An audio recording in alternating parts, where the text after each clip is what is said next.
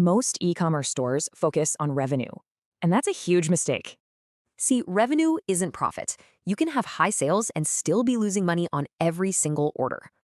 So, what's the minimum net margin you need to be stable? You'll know the survival number in 10 seconds. Okay, that number is 20%. Think of it less as profit and more as your buffer for when things go wrong. Because volatility is the real enemy. I mean, what happens if your ad costs suddenly jump 50%? Well, with a fragile 10% margin, you're now losing money. But the resilient 20% model stays profitable. That resilient model survives the hit. Of course, results vary. So here's your takeaway. Calculate your true net margin, then stress test it before you spend more on ads. Get the handbook and toolkits at theashfordstudio.com.